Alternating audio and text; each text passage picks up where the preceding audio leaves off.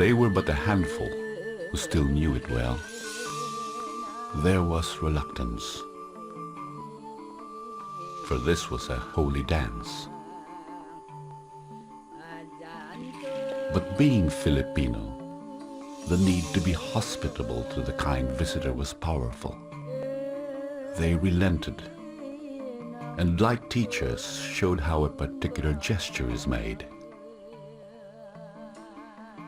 How to balance on one leg with grace, and how to be one with the Spirit.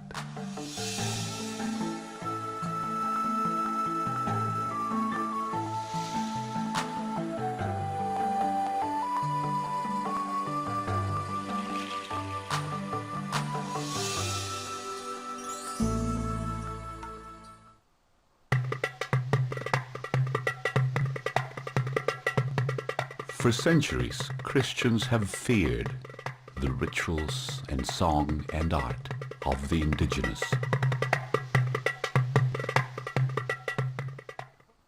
For centuries, Christianization meant colonization, the stamping out of what is native and local in costume and culture. And gold trinkets give way to neckties. Entire generations learned a new language, a new culture, a new religion.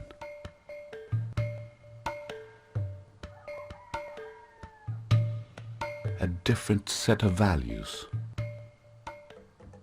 They had the time to do it.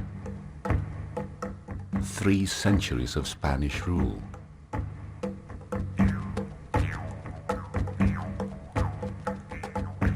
The Philippines was a society that had no chance at redeeming what was lost. When the people revolted and were just about ready to drive the conquerors out of the country, the Spanish-American War exploded.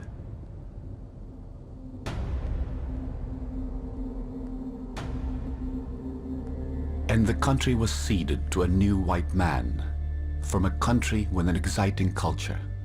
A strange set of values, a new language, a new kind of Christianity,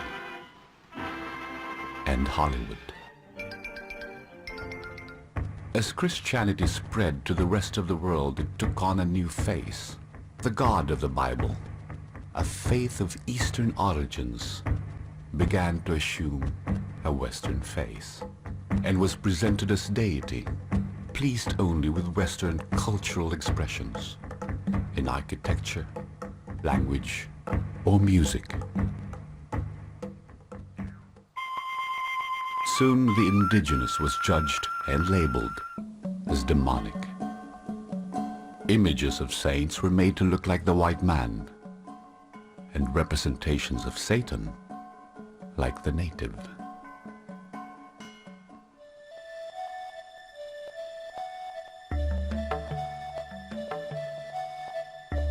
For the past 16 years, Pastor Ed Lapis of Day by Day Ministries has been redeeming culture, redeeming what has been forgotten and neglected, redeeming dance, music, artifacts, and instruments. We asked Pastor Ed Lapis, why redeem? Why not leave well enough alone?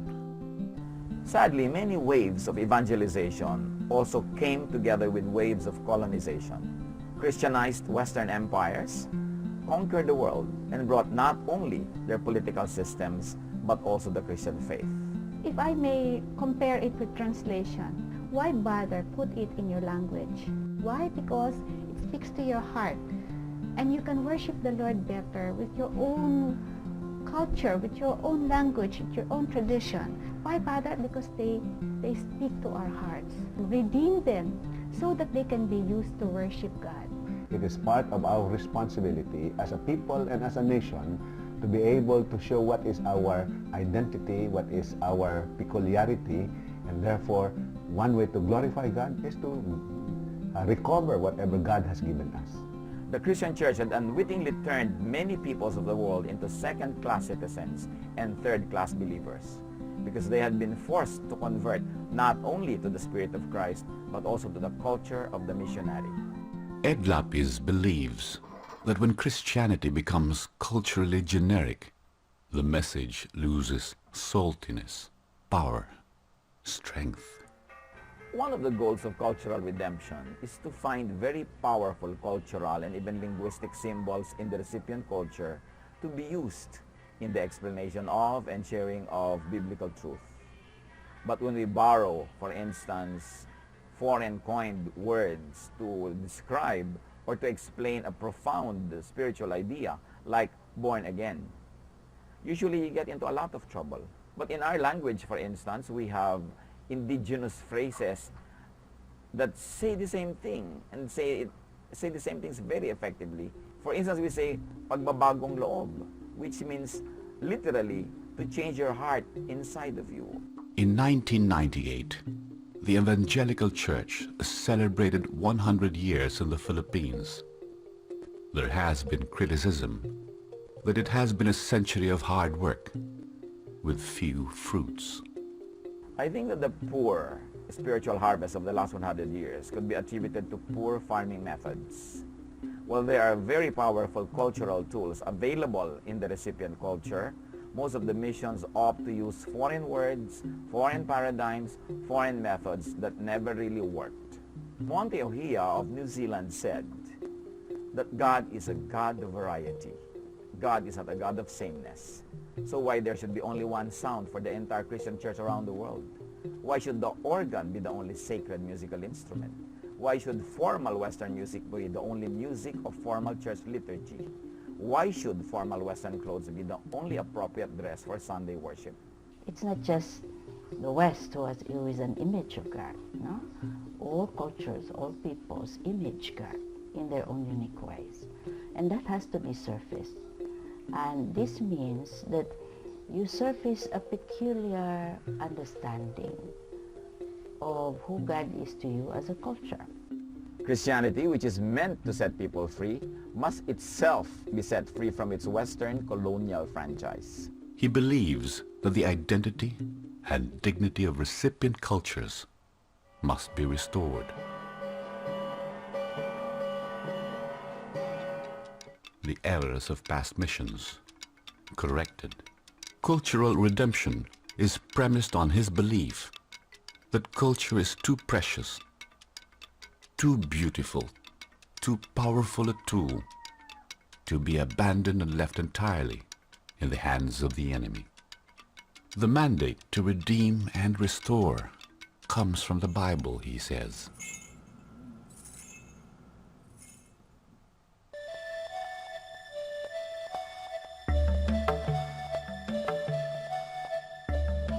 The theology behind redeeming dance for Christian worship is clear to Pastor Ed Lapis and the day-by-day practitioners. Created arts, especially music and dance, come from God and must be used for God's glory. The whole of creation has been groaning for redemption.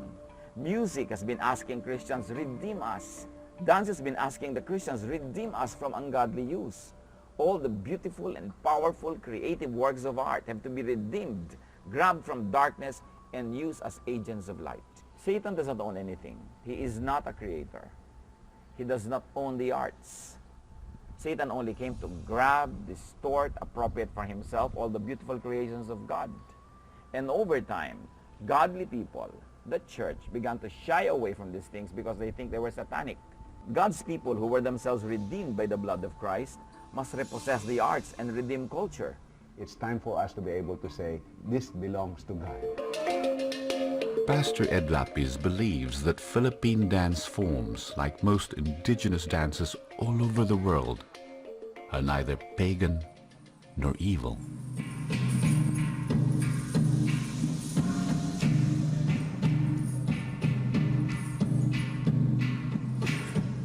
It is the heart of the artist and the object for which the art is being performed that gives it morality. So when a Christian dances for God, when a Christian musician makes melody to the Lord, whatever the form of music, whatever the tone, whatever the volume, it is holy art. The thesis is simple. The power of culture as tool of worship and communication is beyond doubt. The same power becomes gravely destructive in the hands of the enemy. That is why it is imperative to redeem them. Any unoccupied orchard invites thieves. And this is the sad state of the arts.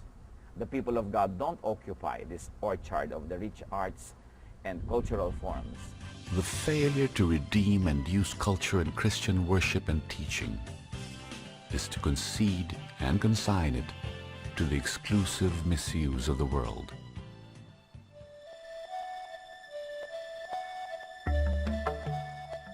The redemption of indigenous culture is an elaborate, complicated process. The research is extensive and intensive. Observing, recording, encoding of text and context, and bringing them from the sticks to the school.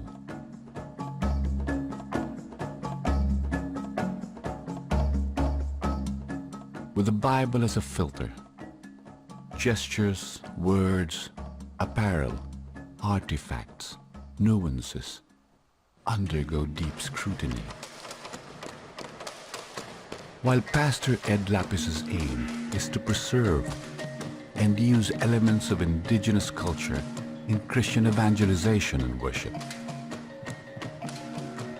there is firm resolve to leave out what Christians believe contradict God's teachings.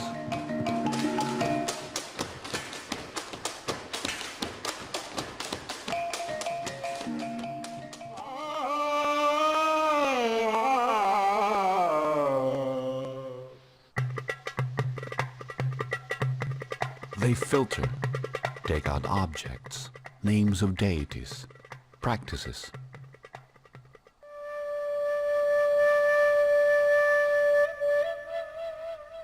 Elements, symbols, or gestures whose meanings have been lost through time are given new Christian meanings.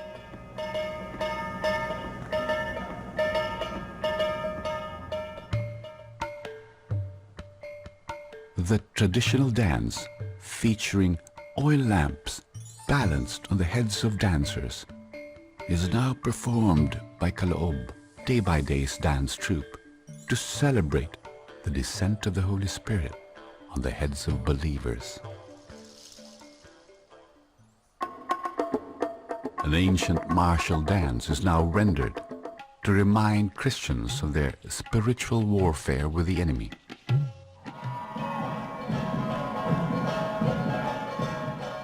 An age-old peace pact, featuring the drinking of wine between enemy tribes, is staged to remind the viewer of the Lord's Supper and the believer's peace with God through the blood of Jesus.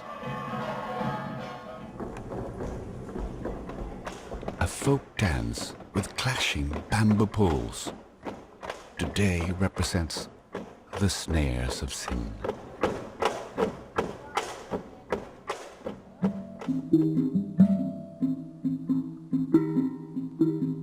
After redefinition, we also rearrange, because it is important to transport the art form from the tribe to the stage or to the church. The needs of the church at worship is very different from a tribe that celebrates for 3 days. So we rearrange to suit the needs, the realities, and even the limitations of the church setting.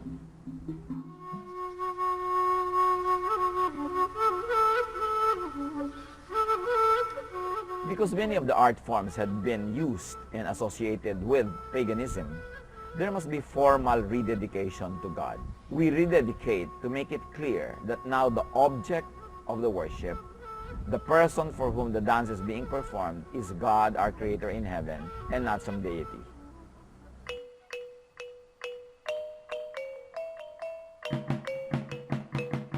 Today, Kaloob promotes the study, preservation, and use of indigenous culture in Christian ministry and worship through seminars and workshops. It has trained worship teams all over the country.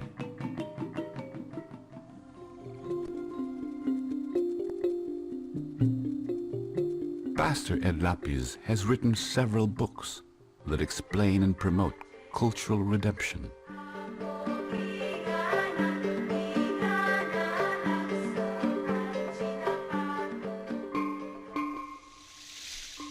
Today, Philippine indigenous dance is performed on a Christian stage before Christians. The Folk Arts Theater, a premier hall for Philippine performing arts, is the home of Day by Day Ministries and of the Kaloob Dance Company. As each presentation is done in the spirit of prayer and offering, Kaloob calls its presentations performances.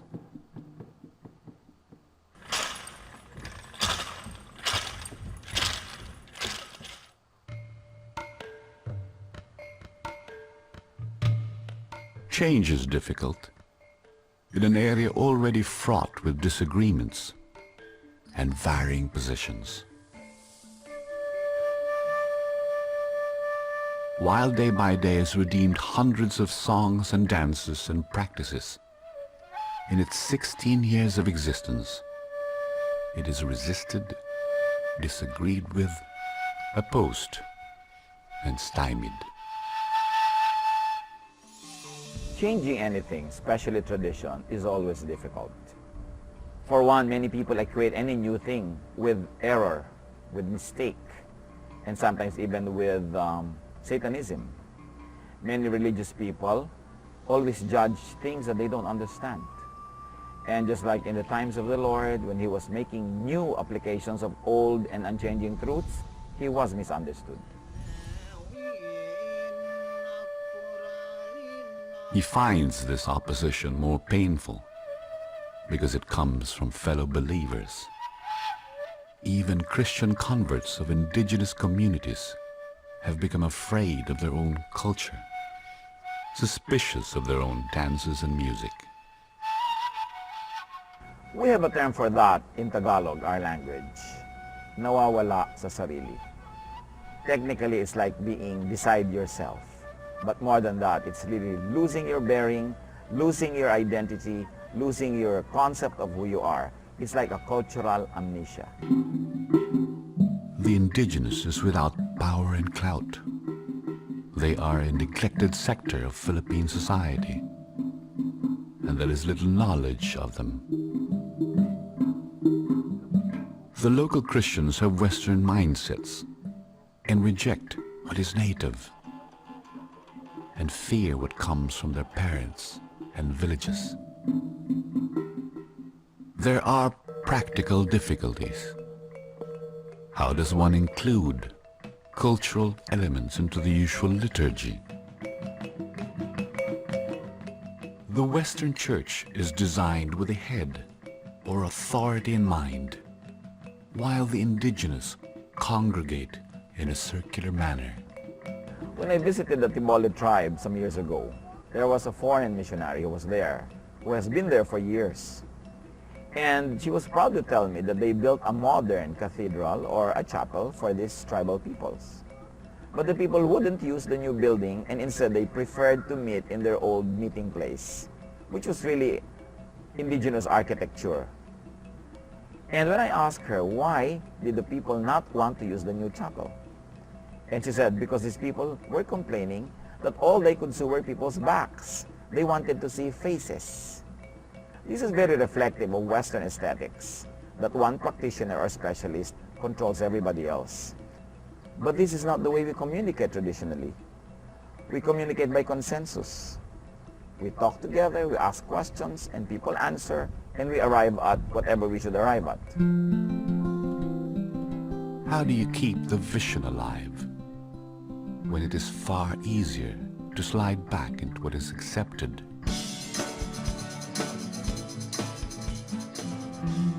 And normal. And Western.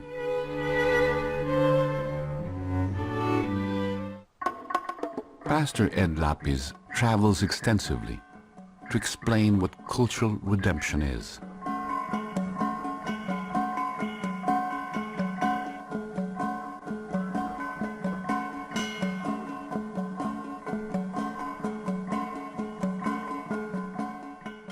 How do you popularize what is folk and indigenous to a society that has been westernized in its taste in music?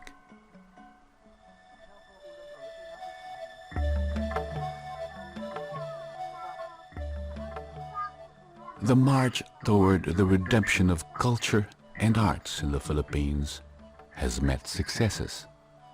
One victory is acceptance. During the centennial year of Philippine independence, the government named Caloob as the official resident dance company of Expo Filipino.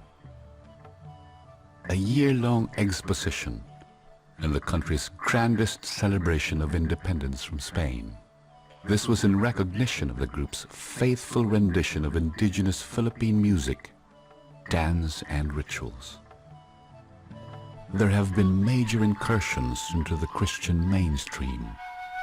Day by Day Ministries' Caloob Dance Company has been part of major Christian events in recent years. In many Christians, fears have been assuaged. There have been converts and catalysts. I think this is what cultural redemption is, that you can use who you are. You can appreciate who you are as a people and use your own culture to represent, to put your heart out to God and worship God. And I think if we do that, then the Lord will bless it. The Lord will use it. The Lord will appreciate it and honor that as a worship of His people. Through the Caloob cultural redemption, they are able to resurface some of our cultural identities that we need to be proud of, that we need to really harness, and that really shows who we are. That we are rich in terms of our cultures, traditions, and we can glorify God. For as long as Caloob is faithful to its vision of resurfacing the way we as a people relate to the supernatural God, its work will always be important and its work will always be needed as generations come and generations go.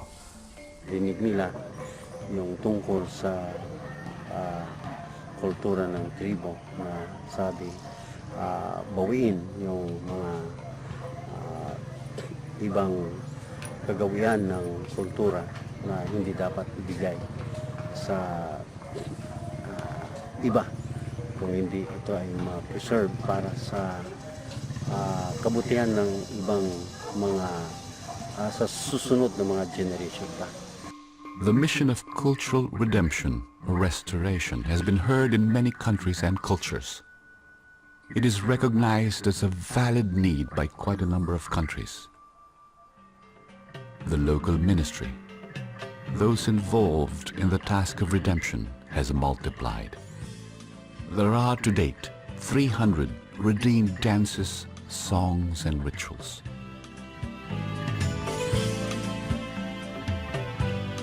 While some sectors may still be debating these issues, Ed Lapis and Day by Day Ministries have moved to reclaim one of God's greatest legacies to humanity, the arts.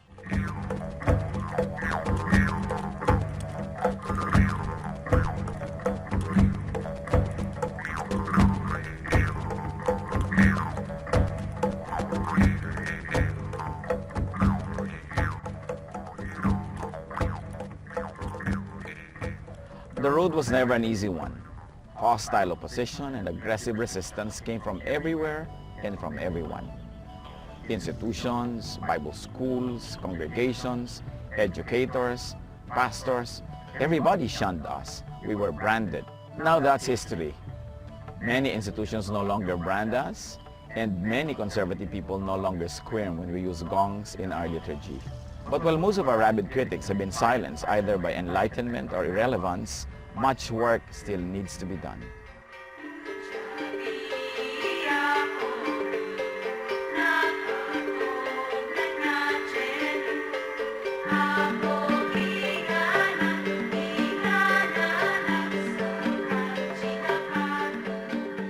But we have just begun.